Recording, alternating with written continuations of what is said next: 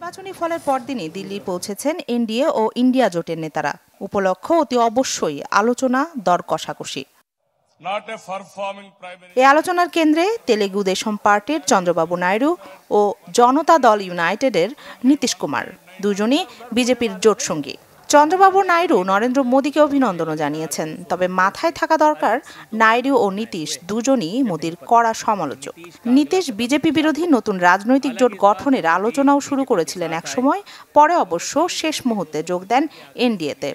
অর্থাৎ এই দুই রাজনীতিকেরই অতীত রেকর্ড খুব একটা আস্থার নয়।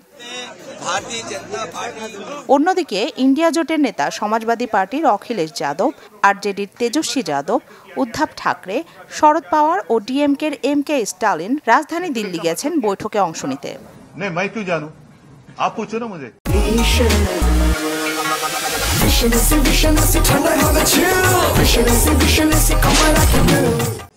এনডিএ ও ইন্ডিয়া দুই জোটই ক্ষমতায় যেতে মরিয়া। বিজেপি যদি আসলেই তৃতীয়বারের মতো প্রধানমন্ত্রীর দপ্তরে নিজেদের আধিপত্য রাখতে চায়, নীতিশ ও নাইডুর আটা শাসন ছাড়া সম্ভব নয়। আর ইন্ডিয়া জোট যেখানে কংগ্রেস আছে, তার ক্ষমতায় ফিরতে চাইলে নীতিশ নাইডুর আটা শাসন ছাড়াও প্রয়োজন পড়বে স্বতন্ত্র কিছু এমপির সমর্থন। গেল 10 বছরে সরকার গঠন নিয়ে মোদী ও তার দল বিজেপিকে শরিকদের দ্বারস্থ হতে হয়নি, তবে এবার হতে হচ্ছে। অন্যদিকে কংগ্রেস নিজেদের ঐতিহাসিক রাজনৈতিক প্রজ্ঞা ও কৌশলে জোটের মারপ্যাচে বিজেপিকে পিছে ফেলতে পারে কিনা, সেদিকে তাকিয়ে থাকবে কংগ্রেস সমর্থকরা। রাখি জেসমিন, চ্যানেল 24। দর্শক, এই নিয়ে আরো জানাতে এই মুহূর্তে কলকাতা থেকে যুক্ত হচ্ছেন সহকর্মী শুভজিৎ পুততুণ্ড। আমরা যাচ্ছি তার কাছে। শুভজিৎ, যেমনটা দেখছিলাম যে ইন্ডিয়া এবং এনডিএ জোটের নেতারা সবাই দিল্লি পৌঁছে গেছেন, এখন পর্যন্ত আলোচনা কিংবা দর কষাকষির বিষয়ে সবশেষ কি তথ্য আপনি জানতে পেরেছেন? এখন দর কষাকষির মধ্যে অনেকটাই জল ঢেলে দিয়েছেন চন্দ্রবাবু নাইডু। চন্দ্রবাবু নাইডু দিল্লি পৌঁছার জন্য তিনি বিমান ধরেছেন এবং বিমান ধরার ঠিক আগে অন্ধ্রপ্রদেশের বিজয়ওয়াড়াতে তিনি একটি সাংবাদিক সম্মেলন করেছেন। সেখানে স্পষ্টতই তিনি বলেছেন গতকাল রাতে স্বরাষ্ট্রমন্ত্রী অমিত শাহের সাথে তার কথা হয়েছে এবং তিনি এনডিএর প্রতি তার আস্থা সেটা ব্যক্ত করেছেন। পাশাপাশি আজ যখন সেখানে কিন্তু তিনি বলেছেন যে এই শিবিরে তিনি থাকছেন এবং যে পরিমাণ আসন হচ্ছে প্রায় 14 আসন, আসনে এটা কনফার্ম যে তারা সমর্থন দিলে এনডিএ সরকার গড়ছে এবং তিনি সরকার নিচ্ছেন না।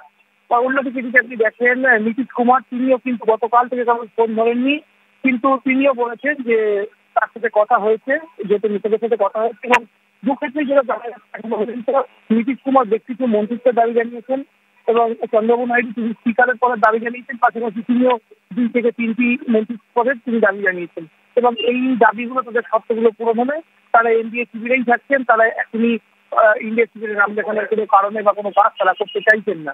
সব মিলিয়ে যদি পরিস্থিতি দেখেন, পরিস্থিতি কিন্তু আবারও যে এনডিএ শিবিরের এনেছিল সেটা বলাই যায়। তারপরেও কিন্তু কেউ আশা থাকছে না, ইন্ডিয়া শিবির আশা থাকছে না। ইন্ডিয়া শিবির মোদীকে ফার্স্ট প্লেট একদম ব্যাগ দেওয়ার জন্য তারা যেরকম ভাবে বৈঠক দেখেছেন, যেভাবে ইন্ডিয়া শিবির দুপুরের পরে বৈঠকে বসছে, ইন্ডিয়া শিবিরের বিকেলের পরে এবং এই বৈঠকের পরে কিন্তু সিদ্ধান্ত হবে মূলত যে তারা সরকারে আসতে চলেছে। তবে একটা জিনিস আজকে এই মুহূর্তে পরিষ্কার অনেকটাই যে এনডিএ শিবিরই তারা সরকার করতে চলেছে এবং এইটাই কিন্তু এখন চূড়ান্ত যে বলা যেতে পারে সেটাই হচ্ছে চলেছে। তাহলে সেই সরকার নরেন্দ্র মোদীর ক্ষেত্রে যে দুজন একেবারে দলবদ্ধ সরকার বা একসময় যারা তৃতীয় পক্ষের ছিল, তারা যদি মোদী সরকারের সমর্থনে মোদী সরকার তাদের সমর্থনে সরকার করে, সেই সরকার 5 বছর কতটুকু চলবে বা মোদী সরকার এককভাবে সিদ্ধান্ত নেওয়ার ক্ষেত্রে কতটা স্বাবলম্বী হবে, সেটা নিয়ে